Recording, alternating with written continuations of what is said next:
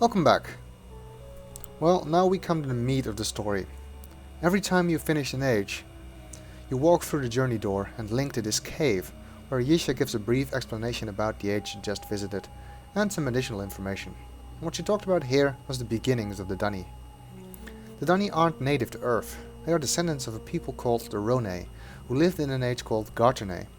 However, their world was dying, so they used the art of writing ages to relocate to a new world. Most of them linked to an age called Tyranny, a grand fertile age where they could live in luxury. However, a small minority followed a guy named Renarev, who believed the Rone had gotten too arrogant. He wrote the Age of Dunny, which took them to the cavern beneath the earth. They wanted a more humble lifestyle, to return them to the least, as Yisha called it. But the Dunny too grew proud and arrogant, as evidenced by these slave cages in Teledahn, and this led to the eventual fall of the Dunny. Although they did prosper for 10,000 years, so they didn't do too badly. Well, in this cave we also find these pillars, and we need to collect them. There's a pillar for each age, and you can actually see symbols on it, which represent the age, because there's a mushroom on this one. There's different symbols on the other ones. Behind us we see both the symbol of Yisha in a sort of simplified form, and this icon which represents the Barrow, I believe, because these pillars belong to the Barrow. Well, the Barrow, as I said before, are a type of creatures. Yisha also refers to them as the least, which I think is actually what Barrow means in Dunny, but I'm not sure about that. And these creatures, the Barrow, they could link naturally. They don't need books, they can just do it by themselves. And they can also create these linking stones, and apparently the journey cloths as well. And they were used as servants by the Dunny, because they were very useful, of course, being able to link like that. The Dunny just regarded them as animals. They didn't have rights or anything. It's part of the decadence of the Dunny. So why do we need to collect these pillars? Well, we don't know yet, but rest assured there is a reason. How do we collect them? Well, we do that by touching the journey symbol here, and they disappear in a shower of sparks.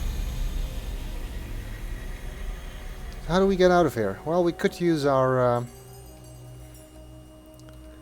Relto book, but if we look down here we see stars. So what is that? Is that the Star Fissure? Could be. Well, let's jump into it. Definitely looks like the Star Fissure.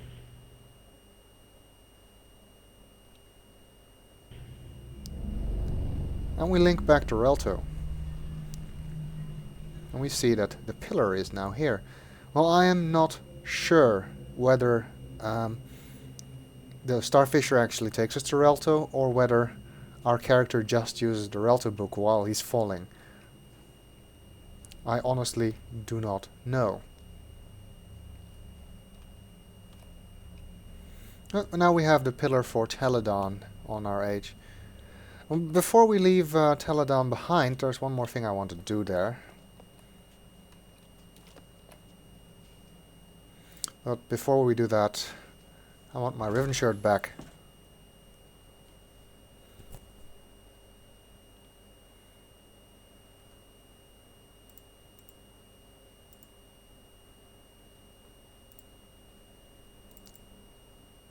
That's not the color it was originally. It's more something like this. I don't know. Doesn't really matter. I just want the Riven logo. Riven is, after all, my favorite game in the series, so I should show my affinity. Okay, but there's some things left to do in Teledahn. Among them are that linking stone and linking book in the niche that we didn't use. But I'm not going to use those yet. I am going to do something else, because we've seen several references to a creature which Sharper called Shroomie, but we haven't seen it yet. We did hear it.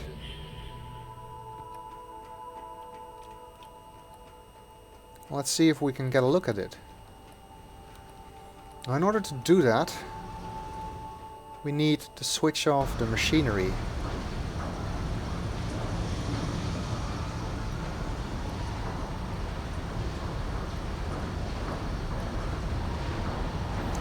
Because, as Sharper said, Shroomie doesn't like loud sounds. So if the machinery is running, she won't show herself.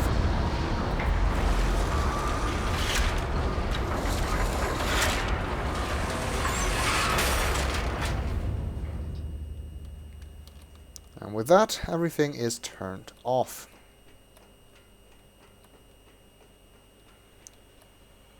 Now we need to go to the best place to see her. She's back this way, which is why it's a good thing that I made that shortcut. Let's talk about the controls, actually. A lot of people didn't like this game because of the controls. And it is, of course, not as convenient as the point-and-click interface that the older Myst games had. But it's actually not that bad. The jumping is sometimes awkward.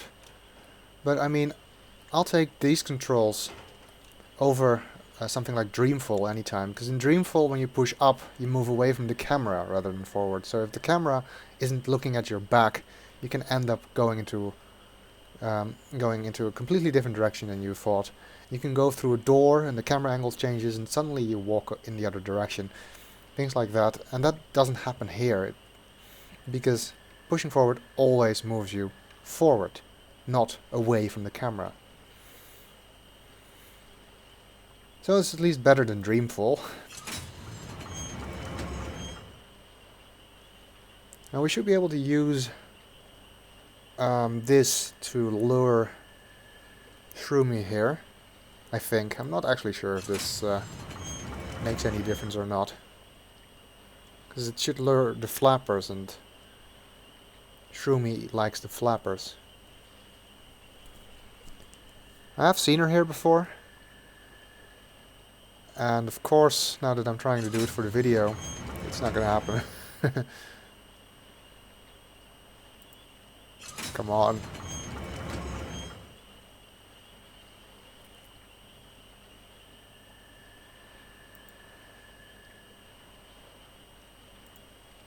I really don't know if pulling that lever actually helps.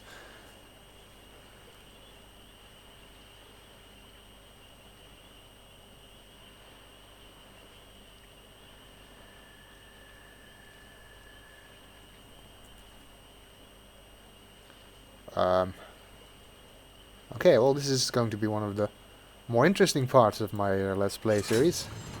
Waiting for Shroomie to show up. Come on, you stupid thing. No, not the birds.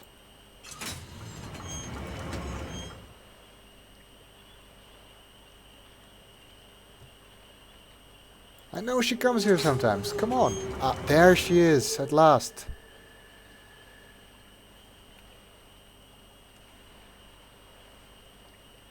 I can't really see her better from first person. Look at that thing. This is the thing we saw the model of in Sharper's office. And she's gone again. Sometimes she'll come to here as well. Actually to the platform.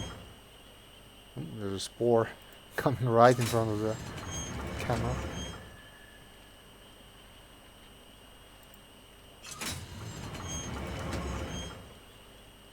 Okay, well, it doesn't look like she wants to come any closer.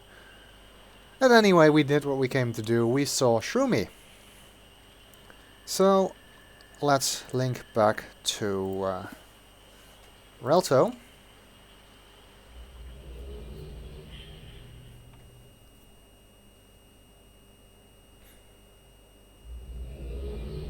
And this is a nice time to end the video. So in the next video, we will go to our next age.